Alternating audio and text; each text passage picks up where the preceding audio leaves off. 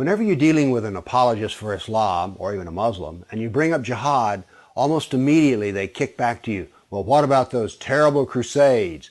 Why, they're the moral justification for jihad. I mean, we're just as bad as they are, so let's not talk about jihad, okay? Let's talk about the crusades.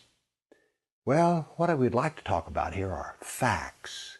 And it turns out I sat down and put together some work, and I created a database of some 548 battles that Islam fought, jihad battles against classical civilization.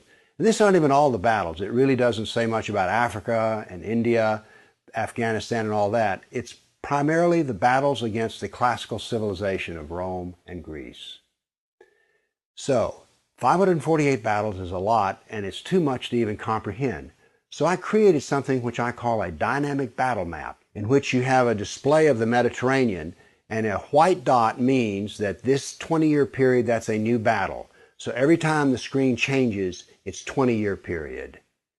The colors white turn to red, and so you can see a history. This may seem a little confusing, but I think when you see it, you'll know exactly what I mean.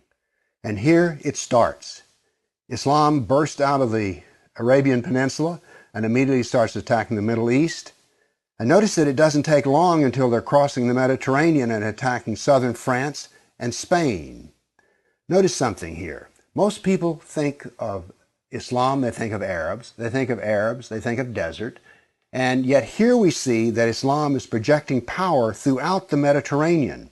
Notice how the little islands of the Mediterranean are getting hammered.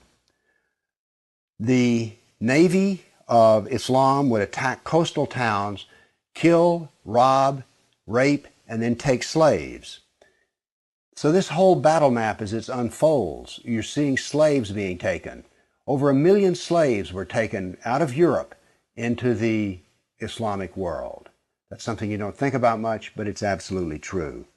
There were over 200 battles fought in Spain alone. And we also see, however, on the east coast in Turkey, that Islam is trying to break into Europe. Now, what's going to happen is, in Spain, this ongoing fight that lasted for 400 years, the Christians are going to push back the Muslims. But now then, what has happened over in the east is that Constantinople has fallen, and now then Eastern Europe is getting hammered. The jihad now comes to Eastern Europe. It's pushed out now of Spain. Northern Africa is now completely Islamic. The Middle East is completely Islamic. This is all jihad, relentless jihad. And why is it so relentless? Well, Muhammad was relentless in his jihad. And these people are good students of Islam, and so it's against the kafir, on and on. It was traditional that when the Sultan came to power, the brand new Sultan, he would immediately try to launch new wars, because he was going to be noted in his Islamic history as to how well he fought against the kafir. So that's what the jihad looked like over that time period, 548 battles. But remember, when you bring up jihad, people want to bring up the Crusades. So I also prepared a dynamic battle map of all the offensive raids of the Crusaders. Let's watch it and make a comparison. And so it begins. The Crusades enter into Turkey and the Middle East. Battles go on, but aren't there far fewer than you thought there might be?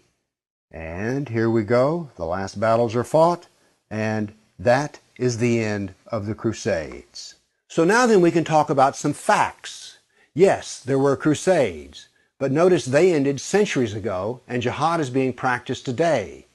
Jihad has been with us for 1,400 years.